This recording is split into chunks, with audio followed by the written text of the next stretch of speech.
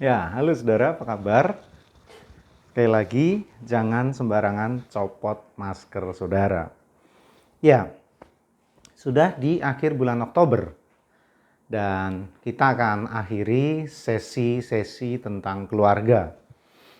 Dan kita akan mendengarkannya nanti di lain waktu karena percakapan pembicaraan tentang keluarga tidak pernah ada habisnya. Dia terus selalu segar, harus selalu terus-menerus dibahas dan dibicarakan. Karena memang ya nggak ada habisnya. Sekolah sebagai suami yang baik, sekolah sebagai istri yang baik nggak ada. Padahal suami dan istri yang hebat dan luar biasa itu sangat dibutuhkan dalam kehidupan ini. Begitu juga menjadi orang tua, parenting. Sekolah parenting nggak ada. Padahal menjadi orang tua yang baik itu bukan persoalan yang mudah. Itu adalah persoalan yang sangat rumit. Ya, saya mau tutup dengan membahas tentang kebiasaan, hobi ya, dari pasangan kita. Kita nggak bisa paksa seseorang untuk dengan mudah berubah seperti yang kita mau. Menjadi seperti yang kita mau. Soal berubah menjadi lebih baik, ya harus, setiap orang harus melakukannya. Tapi tiba-tiba di saat kita butuh pasangan kita menjadi seperti A, lalu harus saat itu juga celing jadi A, kan tidak mungkin. Saat kita menginginkan pasangan kita menjadi seperti B, lalu bim salah bim, dan jadi B kan tidak mungkin, saudara. Semua membutuhkan waktu, membutuhkan proses, bahkan ada bagian-bagian yang ternyata nggak mungkin berubah sampai kapanpun. Nah, bagi saya yang jauh lebih penting adalah bukan bagaimana kamu harus berubah, dia harus berubah. Kenapa tidak bagaimana aku harus berubah untuk menerima dia yang tidak bisa berubah.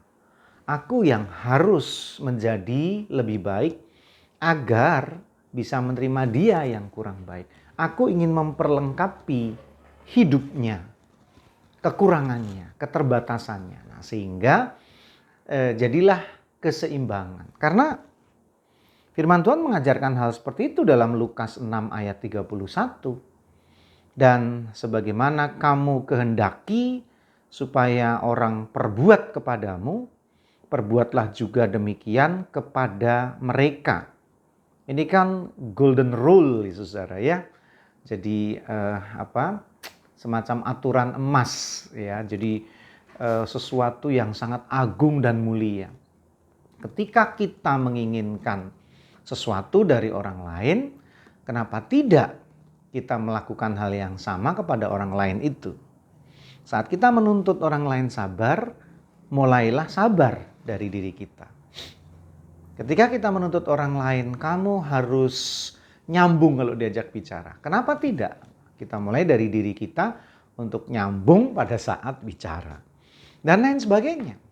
Karena untuk menuntut orang, kamu harus begini, kamu harus begini, kamu harus begini, kamu harus berubah, kamu harus menjadi seperti yang aku mau, ya itu mudah dan semua orang akan melakukan hal itu. Memang seperti itulah semua orang. Tapi bagaimana ketika kita menginginkan sesuatu dari seseorang, kita dulu yang harus melakukannya. Nah, itu kan baru fair namanya ya. Itu baru namanya hebat. Dan sekali lagi, itu tidak mudah. Tidak mudah untuk pasangan kita, tidak mudah untuk diri kita. Banyak pasangan menyerah, saudara. Saya tahu persis. Banyak pasangan kelelahan, berharap pasangannya berubah menjadi seperti yang dia mau.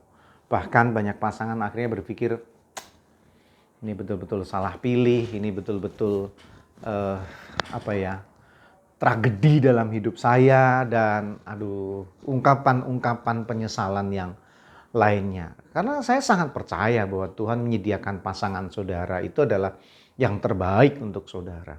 Karena setiap pernikahan diawali dengan perkenalan, dalam proses perkenalan itulah Tuhan campur tangan di dalamnya. Dan pada saat itulah Tuhan mengingatkan tentang jodoh atau bukan. Dan ketika kita lanjut terus maka itu adalah jodoh kita. Dan biasanya dalam pernikahan Kristiani pada saat bina pranikah dan percakapan itu sudah ditanyakan. Apakah Anda yakin betul ini seseorang yang Anda pilih tanpa paksaan? Dan orang akan menjawab, ya betul ini pilihan saya.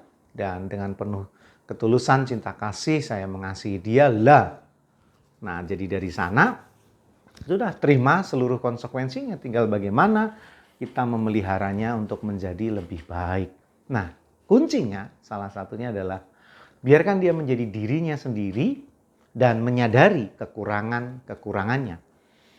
Doakan, dukung dia untuk menjadi lebih baik. Dan terutama diri kita.